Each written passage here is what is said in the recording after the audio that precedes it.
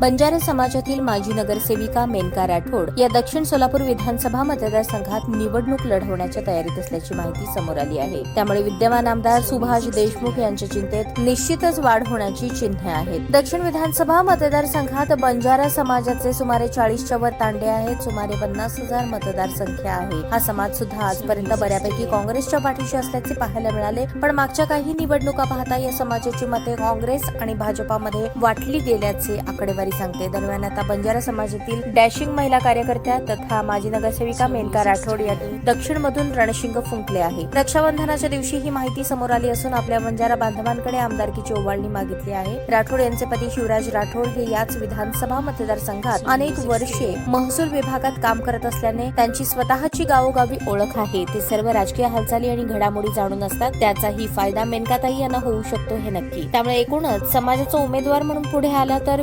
निश्चितच या समाजाला सोलापूर जिल्ह्यातून आपला प्रतिनिधी विधानसभेत पाठवण्याची संधी मिळेल अशी चर्चा आहे.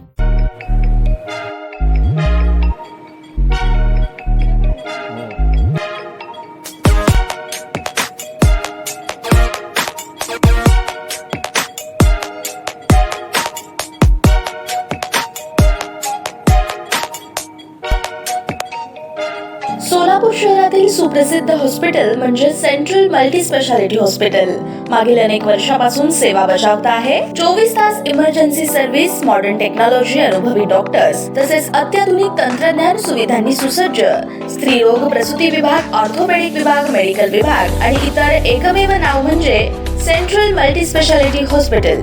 पत्ता गणेशपेठ शॉपिंग सेंटर, मंगळवार बाजार, सोलापूर. ताज्या बातम्या पाहण्यासाठी प्राईम महाराष्ट्र न्यूज चॅनलला सबस्क्राईब करा.